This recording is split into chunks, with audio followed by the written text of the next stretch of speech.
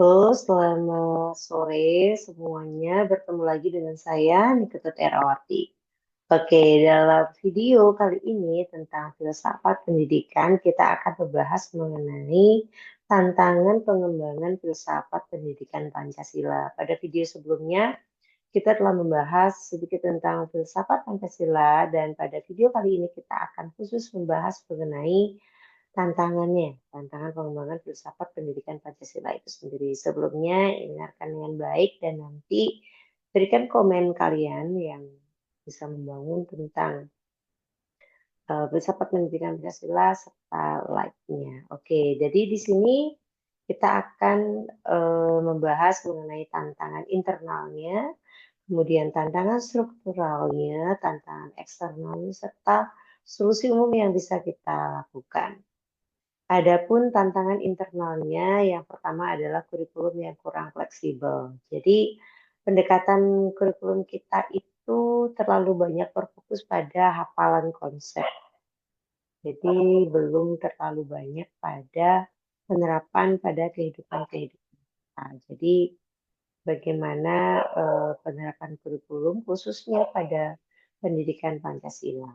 Nah, kemudian yang kedua, tentang internalnya adalah kurangnya kapasitas guru. Jadi di sini sebagian besar tenaga pengajar kita itu belum memahami secara mendalam tentang pendidikan Pancasila, sehingga metode pengajarannya itu cenderung monoton dan tidak menarik bagi siswa, sehingga ketika harus eh, memahami atau menginternalisasi dari nilai-nilai Pancasila itu harus terus dipaksakan atau terus diingatkan, gitu ya.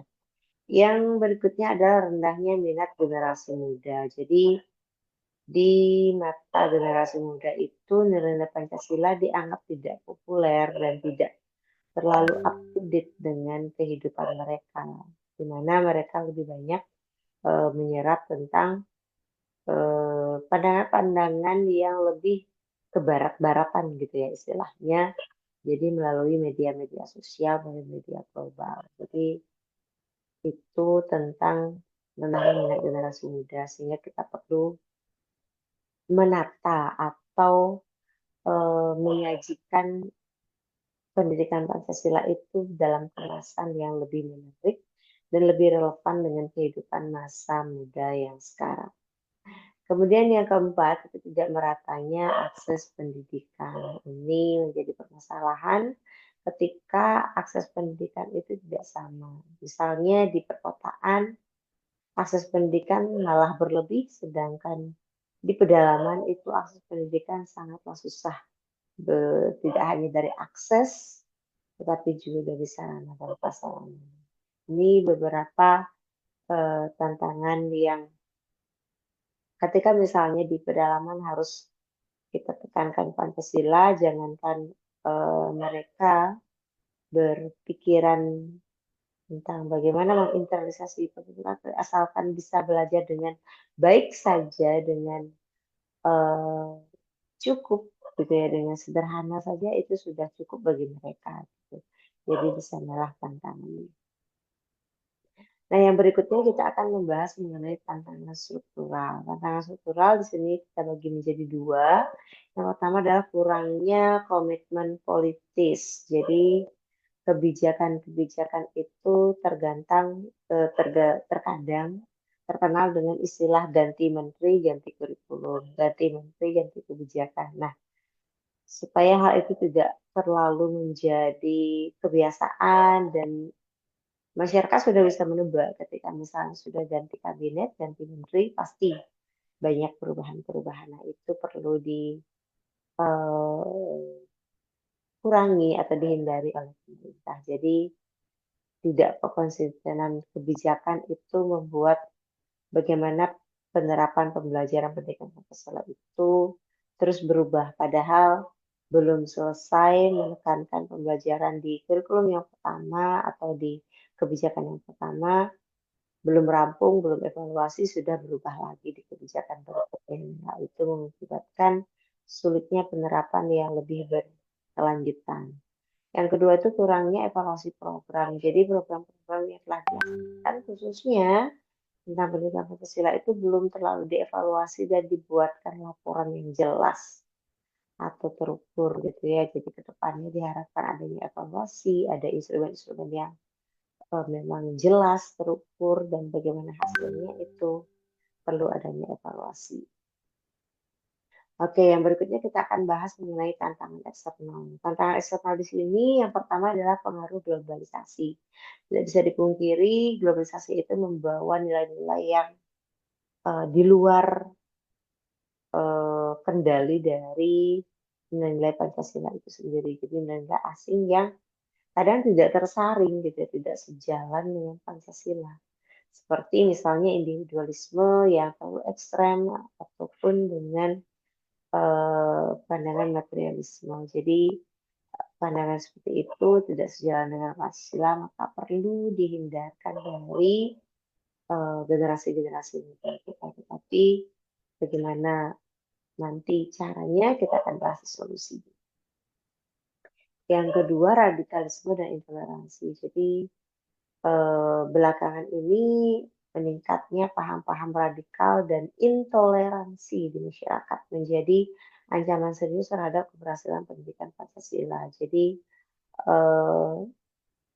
paham-paham radikal ini menyusup masuk di kalangan generasi muda yang secara tidak sadar mereka terpengaruh gitu ya.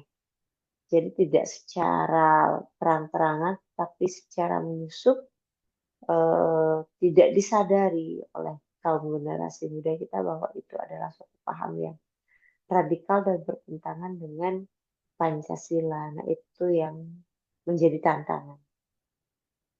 Yang ketiga tentang perkembangan teknologi ini berkaitan dengan pengaruh globalisasi tadi. Jadi teknologi itu memberikan akses yang sangat mudah ke semua lini gitu ya. Jadi akses yang sangat mudah sehingga apapun mereka bisa akses generasi-generasi muda itu sehingga paham-paham ataupun nilai-nilai yang tidak seharusnya kita terapkan, nilai-nilai yang tidak bersesuaian dengan Pancasila itu pun mereka akses dan bahkan kadang mereka tiru gitu ya. Nah, disinilah perlu adanya suatu tindakan untuk menghadapi teknologi. Yang keempat itu adalah kesenjangan antar generasi, jadi perbedaan pandangan antara generasi tua dan generasi muda tentang penerapan nilai-nilai Pancasila. Jadi pandangan yang terlalu kaku dari generasi tua dianggap tidak relevan dengan pandangan dari generasi muda. Nah, bagaimana kita akan menyelaraskan dari perbedaan dua generasi tersebut. Nah, berikutnya kita akan membahas mengenai beberapa solusi yang bisa kita ambil dari tantangan-tantangan tadi yang muncul. Yang pertama adalah inovasi kurikulum. Jadi bagaimana pembelajaran Pancasila itu tidak harus berdiri sendiri, tetapi bisa diintegrasikan dengan mata pelajaran lain. Dan ini sedang berlaku di kurikulum 2024. Kurikulum nasional sedang berlaku sekarang, bagaimana Pancasila itu selalu diingatkan dalam profil pelajaran Pancasila untuk dibangun di setiap mata pelajaran. Jadi dibangun, dikembangkan di setiap mata pelajaran, bahkan di pembelajaran non-intrakurikuler yaitu di P5 atau proyek penguatan proyek profil pelajar Pancasila. Jadi di kurikulum nasional sekarang itu sudah mendukung bagaimana nilai-nilai Pancasila diintegrasikan di setiap kegiatan siswa. Yang kedua adalah peningkatan kompetensi guru. Jadi ini juga sudah dilakukan dengan adanya BPNP, BGP, itu tetap adanya pelatihan-pelatihan berkelanjutan baik oleh baik kepada tenaga pendidik maupun non kependidikan gitu ya. Jadi baik guru dan tenaga kependidikan. Jadi baik kepada kepala sekolah, guru, pengawas, dan tenaga-tenaga kependidikan yang terlibat misalnya tugas laboratorium, operator gitu ya. Itu dilakukan secara berkala dan berkelanjutan gitu. Jadi tidak hanya sekali, tapi berkelanjutan dan itu bisa mencapai akses ke semua daerah, ke semua desa, ke semua kecamatan. Jadi bukan hanya di kota saja. Kemudian yang ketiga adalah peningkatan partisipasi generasi muda. Jadi kita harapkan di sini bagaimana menanamkan nilai Pancasila itu dengan cara-cara yang lebih kekinian. Jadi misalnya membuat konten-konten yang berbau nilai-nilai Pancasila ataupun membuat game animasi yang berkaitan dengan nilai Pancasila di mana hal itu nantinya bisa dibantu dengan adanya teknologi dan generasi muda itu sangat mudah untuk mempelajari teknologi tersebut. Kemudian yang keempat adalah penguatan kebijakan dan evaluasi. Jadi kebijakan yang berbasis Pancasila yang berkelanjutan dan evaluasi program yang dilakukan secara rutin.